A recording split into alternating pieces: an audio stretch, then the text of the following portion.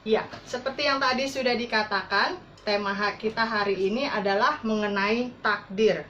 Nah, kalau kita bicara tentang takdir di dalam kekristenan, kita buka dulu ayatnya yang dikasih kepada saya, Mazmur 139 ayat 13 sampai yang ke-16. Mazmur 139 ayat 13 sampai yang ke-16. Ya, kita akan baca bersama-sama. Sebab engkaulah yang membentuk buah pinggangku, menenun aku dalam kandungan ibuku. Aku bersyukur kepadamu oleh karena kejadianku dahsyat dan ajaib. Ajaib apa yang kau buat, dan jiwaku benar-benar menyadarinya. Tulang-tulangku tidak terlindung bagimu ketika aku dijadikan di tempat yang tersembunyi, dan aku direkam di bagian-bagian bumi yang paling bawah. Matamu melihat selagi aku bakal anak, dan dalam kitabmu semuanya tertulis hari-hari yang akan dibentuk sebelum ada satupun daripadanya. Ya, sampai di situ. Nah, ayat ini memberikan pengertian bahwa Tuhan punya sebuah rencana atas kehidupan manusia. Sebelum kita lahir ke dalam dunia ini, Tuhan sudah punya rencana bagi kita masing-masing. Nah, teman-teman, kita seringkali mendengar istilah takdir begitu ya. Bahkan ada lagunya, takdir memang kejam begitu ya. Nah, saat kita menonton film, saat kita melihat sinetron di televisi, ataupun kita mendengar laporan-laporan berita di televisi, apalagi teman-teman di berita-berita begitu ya. Nah, kriminal, musibah, kecelakaan, dan peristiwa sehari-hari, kita sering mendengar orang bilang, aduh itu udah takdirnya, udah nasibnya begitu gitu ya. Nah, kita mau tahu siang hari ini, bagaimana sih pandangan kekristenan tentang takdir?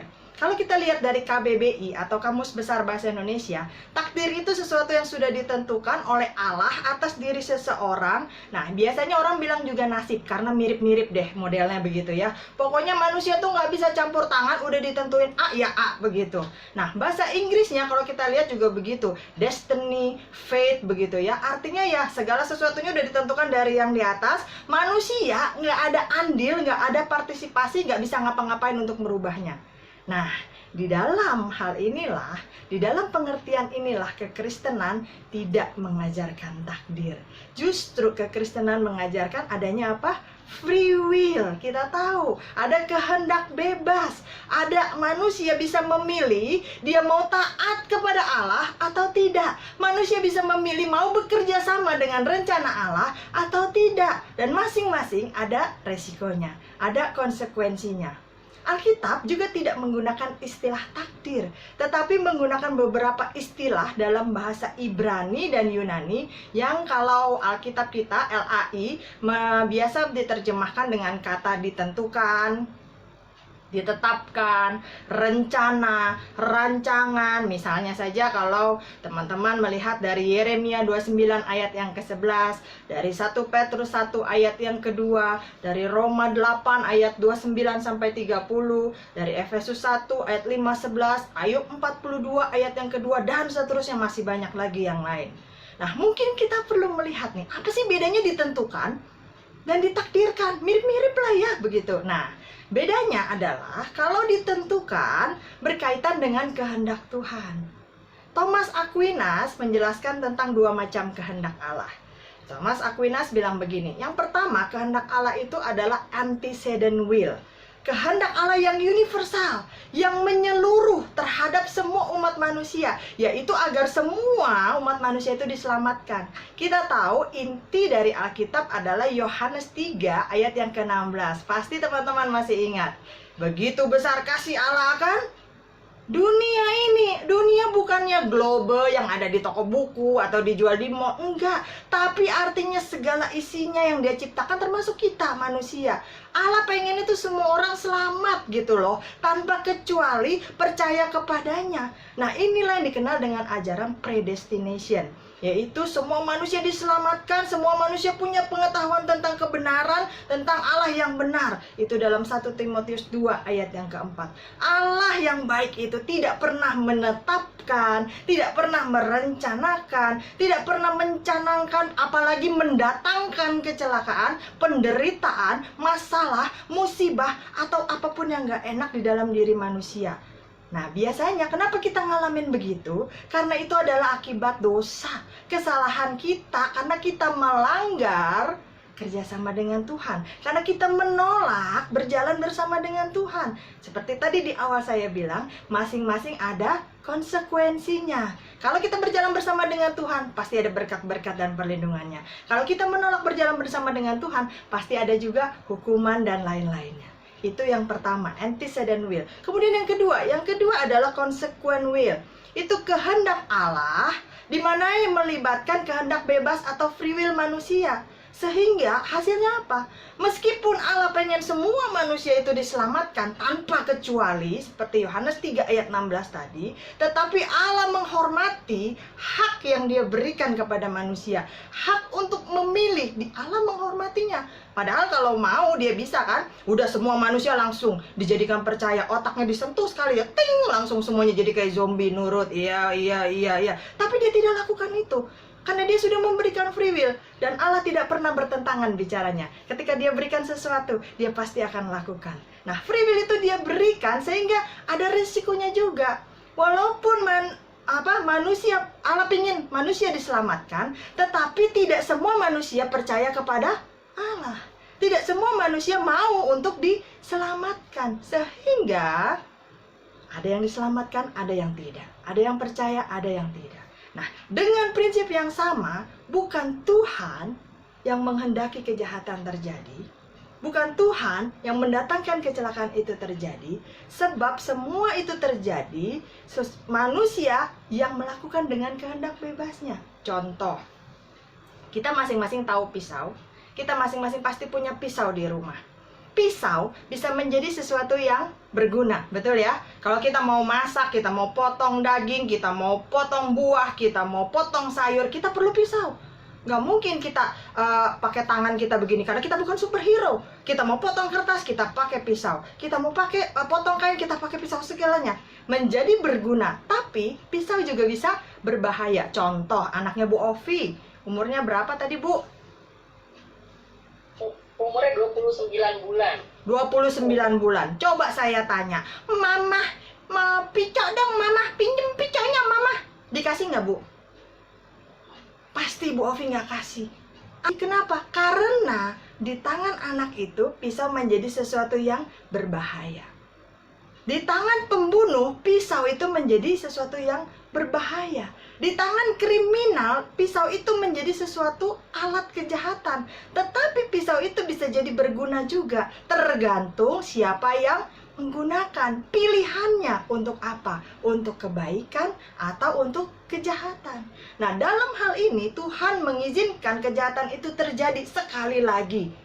Karena dia Allah yang begitu baik. Dia menghormati hak kehendak bebas yang sudah dia berikan kepada manusia yang diciptakannya. Karena Allah bukan menciptakan robot yang cuma yes man, atau zombie yang lalu berjalan mengikuti arah. Tidak. Dia menciptakan manusia yang segambar dan serupa dengan dirinya. Sehingga hak itu pun dia berikan kepada manusia. Nah, ini yang kita kenal dengan penderitaan yang disebabkan karena dosa. Tapi bukan ada orang yang benar-benar aja terus menderita juga. Contohnya Ayub, betul, bagus, good. Berarti Alkitabnya dibaca gitu ya. Nah, itu penderitaan yang tidak disebabkan oleh dosa, atau disebut the suffering of the innocent. Begitu kisah Ayub disebut orang yang saleh. Penderitaan itu datang bukan karena Ayub berdosa, tidak, tetapi untuk mengajar dia dan menaikkan levelnya lebih tinggi lagi. Dia diuji sampai akhirnya Tuhan bisa bilang, coba di depan iblis, buka silakan, aku percaya dia pasti lulus ujiannya. Dan ternyata memang terjadi seperti begitu. Ayub lulus. Daniel di lubang singa, waktu dia dicemplungin ke dalam lubang singa, salahnya apa? Dia berdoa 3 kali sehari. Kalau kita makan aja kadang lupa berdoa, belaga jatuhin sendok kalau lagi di restoran begitu, kemalu kan berdoa begitu ya, belaga jatuhin sendok, nama Yesus, amin, udah berdoa, udah barusan gitu, atau sambil nepok lalu, amin gitu, malu kelihatan. Tapi Daniel, walaupun waktu itu ada peraturan, dia tidak mengurangi jam doanya, 3 kali sehari dia berdoa menghadap ke Yerusalem di depan jendelanya, karena memang aturannya begitu. Lalu kemudian dia dicemplungkan ke lubang singa, bukan karena dia berdosa, tetapi Allah ingin menunjukkan kemuliaannya. Lalu kemudian Sadrah, Mesak, Abednego, kita tahu kisahnya, masukkan ke dalam dapur api karena dia berdosa? Enggak, Justru karena dia mempertahankan imannya, sampai mereka bilang, sekalipun Allah yang kami sembah tidak menolong kami dari dapur api ini, kami tetap tidak akan menyembah patung Tuanku. Waktu dapur itu dipanaskan 7 kali lipat apinya, orang yang ngelemparin mereka aja dari jauh mati yang ngelemparinnya. Tapi raja dan semua orang yang hadir melihat, yang dilempar 3, yang ada berjalan-jalan, di dalam ada 4, karena ada malaikat Tuhan yang menyertai. Artinya ini the suffering of the innocent. Penderitaan bukan karena kesalahan mereka, tetapi penderitaan karena kehendak Allah untuk menunjukkan kemuliaannya. Nah, pada 2 jenis penderitaan ini, Allah meskipun ada hal yang jahat, iyalah jahat, dimasukin ke lubang singa kan diharapin mati, dicabik-cabik. Iyalah jahat, dikasih gatal-gatal sampai harus digaruk dengan beling sampai menjadi borok dan mengeluarkan bau dan nanah. Iyalah jahat, itu dilempar ke dapur api kan maksudnya supaya mati. Hal-hal jahat, hal-hal buruk terjadi dalam hidup manusia, Tuhan gak kaget. Tuhan gak terkejut. Ternyata kamu pilih jalan itu ya, aduh kok jadinya begitu ya. Enggak. Apapun yang terjadi di dalam hidup kita, apapun yang kita pilih, Tuhan sudah tahu sejak semula. Terus dia ngapain dong? Kenapa dia biarinin hal buruk itu terjadi? Kenapa dia biarkan Daniel masuk ke lubang singa? Kenapa dia biarkan Sadrak, Mesak, Abednego dilempar ke dapur api? Kenapa dia biarkan Ayub menderita seperti itu? Karena dia tetap berkuasa untuk memasukkan keadaan negatif kita, memasukkan keadaan musibah kita, kecelakaan kita, akibat pilihan kita, ataupun akibat izinnya Tuhan, masuk ke dalam rancangannya dan tetap mendatangkan kebaikan. Itu tujuannya. Dalam hal ini kebaikan yang dirancangkan Tuhan itu tidak pernah gagal. Buat apa, Bu? Mendatangkan pertobatan. Mungkin kita merasa sudah bertobat, tapi di dalam hati kita ada satu kotak hitam kecil yang kita sembunyikan, yang bahkan mungkin kita aja lupa. Tuhan tahu ke dalam hati kita, dan Dia pengen semuanya itu dicongkel, dikeluarkan, dibuang, sehingga hati ini menjadi murni. Untuk membentuk kita, menjadi karakter kita lebih serupa dengan Kristus. Ini yang kita mau. Karena kita diciptakan sekali lagi segambar dan serupa dengan Allah, tetapi akibat dosa kita menjadi tercemar dan gak mirip lagi dengan Allah. Sehingga kita harus berusaha, berjuang terus mengupgrade diri untuk kembali serupa dengan Allah. Lalu apa lagi? Untuk kita punya pengalaman pribadi. Ayub berkata apa? Dulu aku mendengar engkau hanya dari kata orang. Mungkin dia orang Yahudi, diajarin dari turun-temurun. Seperti kita orang-orang Kristen, mengajar anak-anak kita, sekolah minggu baca Alkitab. Tapi kita pengen mereka punya pengalaman pribadi. Karena orang yang punya pengalaman sendiri, sama orang yang hanya mendengar kata orang, pasti beda perasaannya. Kemarin waktu saya ngobrol sama Bu Ovi, saya bilang, ketika kita mengalami hal-hal buruk, mungkin Tuhan pengen pengalaman yang kita alami sekarang ini gak enak. Lalu kemudian kita sudah lewat, kita sudah pindah ke tempat yang lebih baik, kita sudah diangkat ke tempat yang lebih tinggi. Dan kita melihat ke bawah, ada orang lain yang lagi ngalami hal serupa seperti kita dulu. Kita bisa berbagi, kita yang jadi penolong, kita yang menarik mereka. Karena apa? Karena kita pernah ngalami. Kita bisa bilang, I feel you, aku paham, aku dulu di sana. Dan terus gimana? Dan terus begini, kemuliaan Tuhan tetap dinyatakan. Ini yang tidak pernah gagal. Apapun pilihan kita, baik ketika kita salah mengambil keputusan, kita jatuh ke dalam dosa, mengalami penderitaan, ataupun ketika Tuhan izinkan itu terjadi, tetap kemuliaannya dinyatakan.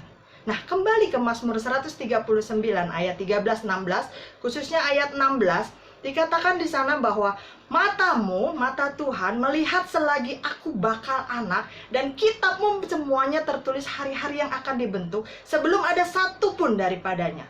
Rancangan, rencana, ketetapan, keputusan Tuhan atas seorang manusia dimulai sejak dia berstatus bakal anak, atau istilah Ibrani-nya adalah golem, embrio, bukan yelet, anak, janin atau bayi, bukan.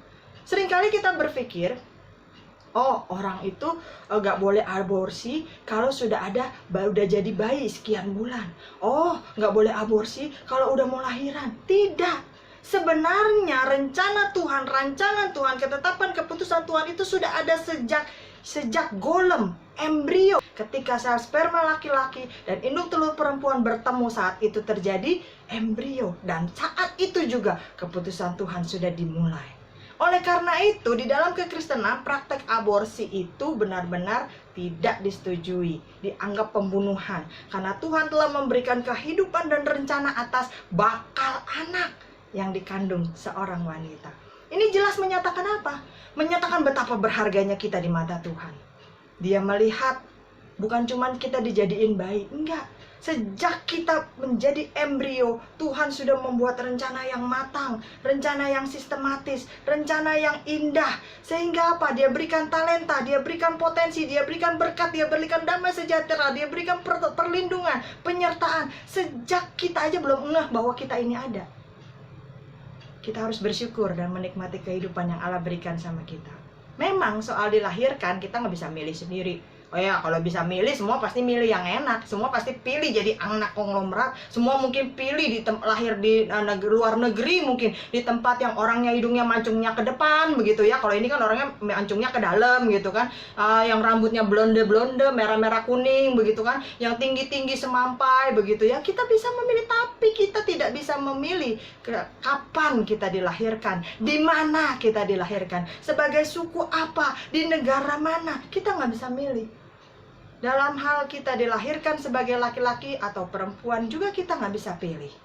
Nah, kita lebih baik menyebutkannya diciptakan, bukan ditakdirkan. Emang udah takdir gua lah jadi laki tapi kemayu. Enggak. Itu kita diciptakan sebagai laki-laki atau perempuan. Pertama karena apa? Karena Alkitab menyebutkannya demikian. Kok dari tadi Alkitab mulu sih, Bu? Lah kan kita orang Kristen. Orang Kristen harus berdasarkan dengan firman Allah. Firman Allah yang diberikan kepada kita adalah Alkitab. Alkitab di dalam Kejadian 1 ayat yang ke-27 menyebutkan, maka Allah menciptakan manusia menurut gambarnya, laki-laki dan perempuan. Diciptakannya lah mereka. Allah menciptakan jiwa manusia itu laki-laki dan perempuan, gak ada yang lain. Udah, itu aja yang harus kita ingat. Lalu yang kedua, tentang hal penciptaan ini juga melibatkan kehendak bebas. Free will. Free will dari siapa, Bu? Saya nggak minta dilahirkan, apalagi hidup susah. Makanya katanya kalau bayi lahir dia nangis, wah nggak enak hidup di dunia. Begitu kata terjemahannya, begitu ya. Nah, itu melibatkan kehendak bebas dari orang tua kita. Kita dilahirkan dari hasil hubungan pria dan wanita orang tua kita. Dengan demikian, hal ini penciptaan manusia nggak semata-mata tanda petik takdir. Yang seolah-olah cuma dijatuhkan dari atas, Mr. Bean kali gitu ya, pluk langsung jatuh. Enggak, sebab pada kenyataannya ada campur tangan manusia pada waktu itu, ada partisipasi, ada ikut sertanya. Jadi walaupun janinnya, bayinya, embrionya dari Tuhan yang menciptakan sampai jadi, kalau tanpa kehendak Tuhan orang mencoba juga nggak hamil-hamil begitu ya, tetapi tetap ada campur tangan manusia di dalamnya, kecuali Yesus. Dan itu sudah dibuktikan. Nah, peran orang tua itulah, kehendak bebas orang tua itulah yang menyebabkan kita lahir dalam keluarga tertentu. Punya kakak berapa, punya adik berapa, atau jadi anak tunggal, atau kita lahir di keluarga apa. Nah, walaupun sekali lagi semuanya itu Tuhan udah tahu belum? Tahu, dia tahu. Sejak semula dia sudah tahu. Nah, kemudian kalau kita lihat apa sih kata takdir lagi tentang kematian gitu ya. Kematian itu merupakan soal kejatuhan manusia ke dalam dosa. Dalam Roma 6 ayat 23 dikatakan apa? Upah dosa adalah maut. Allah gak pengen manusia mati. Sebab kematian, penyakit, kecelakaan semuanya sekali lagi bukan rancangan Tuhan. Rancangan Tuhan bagi kita adalah Yeremia 29 ayat yang ke-11. Saya yakin teman-teman sudah hafal semua. Sebab aku mengetahui rancangan-rancangan apa yang ada padaku mengenai kamu. Demikianlah firman Tuhan, yaitu rancangan damai sejahtera, bukan rancangan kecelakaan. Untuk memberikan kepadamu hari depan yang penuh harapan. Itu rancangan Tuhan bagi kita. Jadi jika ada hal buruk terjadi dalam hidup kita, kita bisa melihatnya demikian. Allah mengizinkan hal buruk itu terjadi dalam hidup kita karena dia sudah tahu bahwa nantinya hal buruk itu akan mendatangkan kebaikan bagi kita. Maka oleh kuasa kasih Allah, segala bencana, penyakit, bahkan kematian mendatangkan kebaikan bagi kita yang mengasihi Tuhan. Roma 8 ayat 28. Nah, saya berikan sebuah contoh. Nah, Bapak Ibu, tahun 2013 gembala kami meninggal. dipanggil pulang ke rumah Tuhan begitu ya. Nah, kemudian selama ini karena beliau seorang pengkhotbah yang hebat, 40 tahun sudah melayani interdenominasi dari Sabang sampai Merauke, ke luar negeri juga begitu ya. Jadi otomatis selama ini kami terbiasa dengan beliau yang khotbah begitu ya.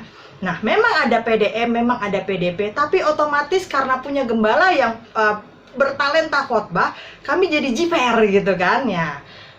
Jadi kami berharap udahlah, seolah-olah ini gembala bakal hidup selamanya begitu. Tapi ketika gembala dipanggil pulang, kami merasa bersedih, berduka, dan aduh kenapa nanti siapa yang menyampaikan firman Tuhan dan sebagainya. Ternyata itu kematian yang menyedihkan bagi kami. Salah satu cara Tuhan untuk mendidik bagaimana pejabat-pejabat yang ada di sana, hamba-hamba Tuhan yang ada di sana harus bisa mengupgrade diri. Mereka sudah dipanggil sebagai hamba Tuhan. Mereka harus berdiri di atas dasar firman Tuhan dan berani tampil untuk mengabarkan firman Tuhan. Karena kalau sudah dipanggil oleh Tuhan, Tuhan pasti memperlengkapinya. Kelihatannya itu sesuatu yang musibah. Aduh, udah gak ada gembalanya, gak ada lagi yang khotbah. Tetapi sejak saat itu, para hamba-hamba Tuhan, PDP, PDM, dan yang lain-lain penginjil, mereka mulai mengupgrade diri. Mereka mulai memberikan waktu untuk dijadwalkan di ibadah-ibadah. Dan dengan semakin seringnya mereka pelayanan, semakin giatnya mereka menggali firman Tuhan, maka semakin banyak pengkhotbah-pengkhotbah yang bermunculan di gereja kami. Itu Tuhan sudah tahu, kematian bisa mendatangkan kebaikan bagi kita yang mengasihi Tuhan. Dengan iman kita kepada Kristus, kematian bukan sesuatu yang menyeramkan bagi kita, malah enak. Gerbang untuk pulang ke rumah Bapa. Nggak usah mikirin lagi ini corona kapan kelarnya, nggak usah mikirin lagi gaji yang dipotong kapan dibalikinnya, nggak usah mikirin lagi kapan gua naik pangkat, apa naik jabatan, nggak usah mikirin lagi gimana kalau sembako, gimana kalau kerusuhan, gimana kalau harga ini, harga itu, nggak usah, enak gitu. Karena Paulus mengatakan apa? Filipi 1 ayat 21, hidup adalah Kristus dan kematian itu adalah untung buat kita yang beriman kepada Kristus. Nah, dalam hal kematian sama seperti kelahiran, banyak faktor yang terlibat. Ya kan, nggak mungkin orang mati dengan satu cara, ada banyak cara. Misalnya meninggal karena kecelakaan lalu lintas, ya, meninggal karena disebabkan kecerobohan pengendara, kebut-kebutan, nggak pakai helm begitu ya, atau mabuk-mabukan lalu kemudian nyetir, atau orang yang meninggal karena sakit tertentu, mungkin karena pola makan, kurang istirahat dan tidak teratur dan sebagainya, yang melibatkan kehendak bebas faktor manusia. Contohnya saja, kalau saudara makan duren, kita tahu abis makan duren nggak boleh minum bir. Oh, saya nggak minum bir. Iya, tapi durennya 3 kilo dimakan. Ini sama aja gitu ya. Nah, itu kan kalau kita jadi sakit, kita jadi darah tinggi, itu faktor pilihan bebas kita. Kenyataannya, Bapak Ibu Saudara, memang orang lahir dan mati di luar keinginan kita sendiri. Kalau ditanya, siapa yang mau masuk surga? Saya yakin walaupun nggak kelihatan di layar, semua pasti angkat tangan. Tapi kalau saya tanya, sekarang siapa yang mau masuk surga sekarang? Semua pasti pada turunin tangan. Memang itu bukan keinginan kita sendiri, tetapi menurut pengetahuan saya ini tetap tidak disebut takdir di dalam kekristenan, atau kekristenan tidak menyebutnya sebagai takdir. Nah, kehidupan yang sudah kita lewati, sedang kita jalani, dan akan kita datangi itu adalah sebuah garis yang sudah dituliskan, sudah direncanakan dengan matang sebelum kita lahir ke dunia ini. Masih embrio, masih golem. Semua yang terjadi semata-mata adalah garis kehidupan yang dirancangkan untuk kebaikan dan kedamaian kita. Sabar itu indah. Kapan indahnya? Ya sabar aja begitu ya. Nah, berbagai keburukan yang kita alami terjadi bisa karena faktor kesalahan kita. Coba cek diri kita masing-masing. Bisa karena kuasa gelap, seperti yang Ayub alami. Ingin dicoba, tapi kita pasti tampil lebih tinggi lagi bersama dengan Tuhan. Semua Allah izinkan, ujung-ujungnya bakal happy ending. Nah, ibu-ibu, bapak-bapak, kalau kita mau pergi ke satu tempat, kita mau pergi liburan begitu ya, kita udah tahu di sana hotelnya mewah, kolam berenangnya jernih sekali, hawanya sejuk, makanannya nikmat, oh semuanya serba indah. Walaupun bermacet-macet, kita akan rela ke sana, tahanin tuh macet-macet, ngepacking kita rela sampai lama demi untuk nyampe. Begitu juga dengan hidup kita. Kalau kita sudah tahu semuanya pasti mendatangkan kebaikan, kita akan dengan sabar, dengan rela, dengan pasrah, dengan berserah untuk menjalaninya sampai nanti ke arah kebaikan itu tercapai. Hargai kehidupan kita. Terimalah kehidupan yang telah Tuhan berikan dengan ucapan syukur. Mari kita optimalkan usaha dan kerja keras kita, supaya kebaikan yang Tuhan sudah janjikan di dalam hidup kita turun menjadi milik kita. Jangan terhalang lagi karena dosa-dosa kita. Amin Bapak Ibu Saudara. Sekian buat firman Tuhan. Saya kembalikan ke Ibu Ovi atau langsung ditutup. Ya, luar biasa Ibu kesaksiannya, khotbahnya menguatkan kita semua bahwa memang kita tidak usah khawatir akan hari esok ya Bu. Kadang memang manusia itu, menurut saya khawatir itu manusiawi, tetapi jangan terlalu berlebihan juga. Bahwa Tuhan sudah merencanakan kehidupan kita sejak dari kandungan ibu kita sampai saat ini. Jadi memang bukan rancangan kecelakaan, tapi rancangan yang sejahtera. Walaupun prosesnya nggak mudah ya Bu. Betul. Tapi saya yakin ujungnya pasti happy ending. Betul. Saya yakin kita semua punya salib dalam hidup kita juga, punya ujiannya masing-masing juga. Tapi jangan pernah tidak melibatkan Tuhan, karena kalau kita jalan sendiri itu nggak mungkin, itu berat. Pasti yang ada penyesalan, ya kan? Mungkin kita jadi mengutuk orang, mungkin mengutuki kita sendiri jadinya Bu. Tapi kalau melibatkan Tuhan itu, dan Tuhan izinkan terjadi, pasti ada sesuatu yang sesuatu yang besar yang Tuhan siapkan. Amin.